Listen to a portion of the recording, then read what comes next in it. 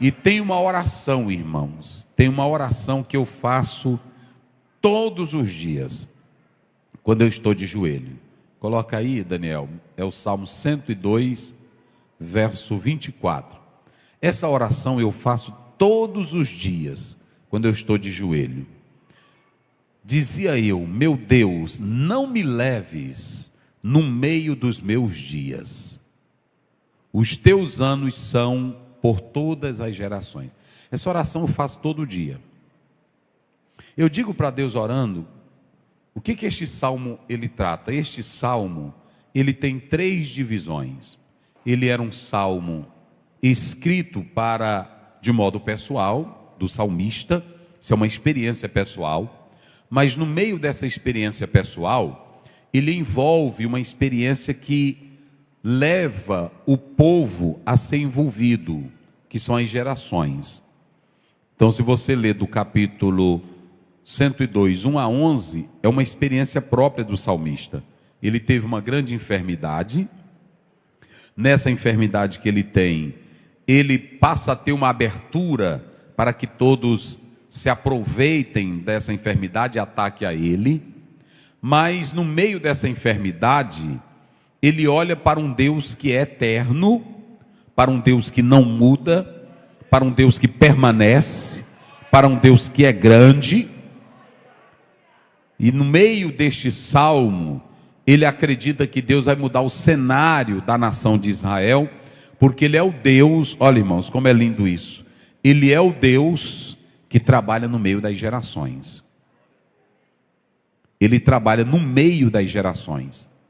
Então, quando ele pede primeiro para ele, depois ele diz: mas abençoa as gerações que virão. Então, o que acontece? A gente sabe que os nossos dias estão determinados por Deus. Mas quando você vive acreditando no poder e na soberania de Deus, você pode orar como o salmista orava. Vocês sabem que o rei Ezequias, ele teve a sentença de morte. Deus disse: põe a tua casa em ordem, que tu vais. Profecia de morte, diga isso, profecia de morte. Mas essa profecia de morte, ela foi retirada. Deus deu a sentença de morte. Mas como esse homem, ele queria viver ainda para exaltar a Deus, ele disse: dá uma olhadinha aí nos arquivos celestiais e vê minha vida, Senhor. Eu não quero morrer agora. Aí Deus olhou a ficha do homem e disse para Isaías: ele tem mais 15 anos de saldo aqui em cima, volta lá. E a Bíblia diz: antes que o profeta saísse, Deus falou: volta e diga que ele vai viver mais 15 anos. Então escute, o salmista estava dizendo: eu tenho essa enfermidade. Ele pensava que ia morrer dessa enfermidade, mas aí ele olha e vê a sua enfermidade. E quando ele vê a sua enfermidade e os seus amigos lhe atacando, ele diz: Senhor, que as gerações futuras saibam do teu nome. O que ele estava dizendo? Eu quero viver para contar para as gerações a tua grandeza. Olhem para cá. Homens ímpios não falam de Deus. Homens cruéis não falam de Deus. Homens pecaminosos não falam de Deus. Homens de vidas santas falam de Deus. E são esses homens que Deus preserva a vida deles para continuar falando do seu nome. Então eu digo para Deus: Senhor, eu digo assim, irmão, olha, eu digo assim: Senhor, o mundo teve, eu digo desse jeito orando, o mundo teve John MacArthur, o mundo teve Bob Marley, eu digo assim, e tem gerações que idolatram esses homens que trouxeram pecado. Senhor, que as gerações futuras saibam que eu te amei, saibam que eu dei a minha vida para viver o Evangelho. Até hoje tem gente que fala de Pelé, sim ou não? Fala de Garrincha, sim ou não? Viveram para exaltar o futebol, viveram para exaltar o reggae, viveram para exaltar músicas mundanas e noitadas de cabaré. E eu digo para Deus: faz eu viver para exaltar teu nome. eu não sou nada. Aí o salmista, coloca bem na tela o verso 23, Daniel. O salmista, olha o que ele diz no 23. Abateu a minha força no caminho e abreviou os meus dias. Ele estava dizendo, eu não sou nada. O salmista olha para ele, tem nesse salmo aí, irmãos, ele mostrando que ele não é nada. Eu não acho boa a Bíblia, irmão. E aí quando eu estava hoje lá em casa, sentado e me lembrando desse texto, que essa é a minha oração todo dia, não me leva agora não, mas eu já explicar porque que eu peço isso, porque tem uns que é bom ele levar. Agora, o que eu estou dizendo aqui é que ele diz o seguinte, olha, o verso 11, Daniel, coloca o verso 11, olha o verso 11, olha aí, olha, os meus dias são como o quê? Como sombra que declina, e como a erva, isso aí somos nós, irmãos. Olhe para cá, não perca isso aqui sou eu, isso aqui é você. Os meus dias, quando você vai para a biologia, ela te dá uma ideia do que é o homem: sangue, músculos, nervos.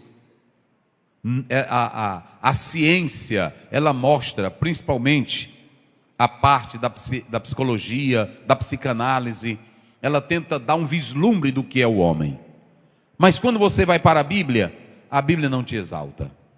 A Bíblia diz que você tem a imagem e a semelhança de Deus, mas ela diz que os nossos dias são como o quê? Você pode ser rico, pode ser pobre, pode ser branco, pode ser negro, pode ser o rico que for, mas daqui, descendo aquela escada, você pode falecer. Nossos dias são como? São como sombra. Sombra como o quê, pastor Alex? Que declina. Está aí. E o salmista, quando ele adoeceu, aí pronto. Ele diz, Senhor, eu estou me acabando, meus dias são poucos. Pronto, eu não sou nada. Ele está dizendo. Agora, ele diz no verso 23, aí volta lá para 23. Ele diz, o Senhor abateu a minha força no caminho. Irmão, na nossa vida. E abreviou os meus dias. É no meio dessa situação que ele olha para um Deus que é grande. Ei, rapaz, é bom. Que ele olha para um Deus que é eterno. Aí ele diz no verso, começa pelo 12, Daniel. Ele diz, eu não sou nada, eu não presto para nada, eu sou pó, eu sou como sombra, eu sou como a erva. Aí é tudo poético. Aí ele diz, mas tu, Senhor, permanece para sempre. Eita glória, quem pode adorar o Senhor? E a tua memória como? De geração. Agora a memória de Deus, como é que é a memória de geração em geração? É só se tiver no meio daquela geração homens que façam o quê? Que propaguem isto. Se não, homens, o mundo tem homens que propagam a geração de uma cultura mundana. Mas tem homens na terra. Quando Jonas morreu, lá em Mateus 12, Jesus falou de Jonas. Jonas pregou para uma cidade, ou seja, lá em Nínive, ainda repercutia até nos dias de Jesus a mensagem que o homem pregou. Só quem pode manter a memória de Deus na terra é uma geração que tem Deus. Homens que chamam Deus para a vida deles. É assim, tem homem que é do futebol, tem homem que é do pop, tem homem que é do reggae, tem homem que é da malandragem, tem homem que é do crack, tem homem que é bandido, mas tem homem de Deus na terra, que exalta o nome de Deus de geração a geração. Eita, meus irmãos. Mas é bom ser crente. É bom ser crente. Aí eu estava hoje à tarde chorando, porque todo dia eu faço essa oração aqui. Porque é o seguinte, o irmão, Senhor, não me leva agora não, mas tu não faz nada. Não é útil para nada. Tem irmã que diz, Senhor, conserva a minha vida. Para quê? Tu não faz nada. E ainda fala de quem faz. Senhor, me deixa viver, né?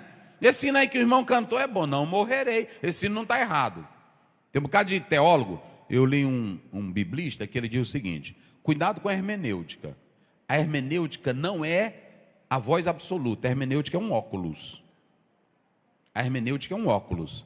O óculos não cria texto. O óculos não cria texto. Tem gente que pega a hermenêutica e quer seguir ela, até mesmo negócio, hermenêutica sagrada. Não existe hermenêutica sagrada. Não existe isso. Isso aí foi invenção nossa, dos teólogos. Não existe hermenêutica sagrada. Hermenêutica são regras. Aí, o óculos não cria o texto. O óculos, ele amplia a visão. É só isso, não é isso? Então, quando você for para a Bíblia, você tem que dizer ao Espírito Santo: me ajuda a compreender a tua palavra. Salmo 119, 18. Desvenda os meus olhos, para que eu veja as maravilhas da tua lei. Tem gente que só vê a parte literária, mas não vê a parte do Deus eterno, que guia, que cuida, que ampara e que sustenta. Não morrerei quando há promessa. Quem tem promessa de Deus? Quem tem promessa? Olha para cá. Aí eles citam Hebreus 11. Muitos morreram sem ver a promessa, mas a Bíblia nunca diz que todos veriam o Messias. Não é isso? Agora, se a Bíblia dissesse que tu ia ver o Messias, tu podia esperar, porque não foi dito de Simeão? Pronto. Aí quando ele pegou o menino, pode me levar.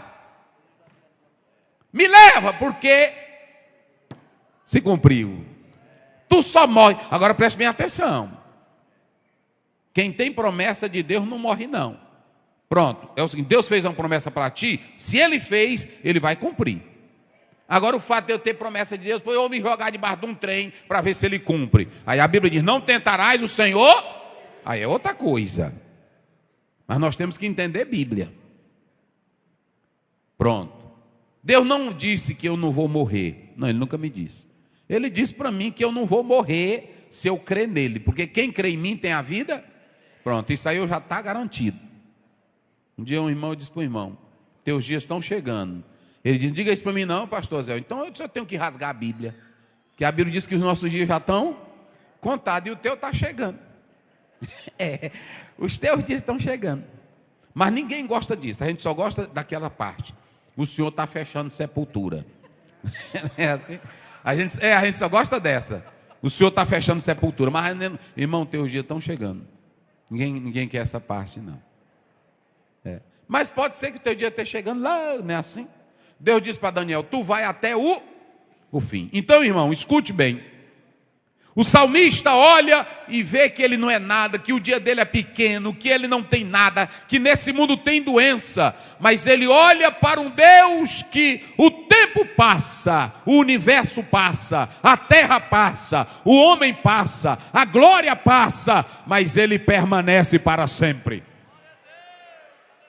Aí ele, quando olha para esse Deus, ele dizia, já que tu vive para sempre, não me leva agora não, me deixa mais um dia aqui, para eu contar para essa geração, que só o Senhor é Deus. Eita, irmão, oh coisa boa, irmão.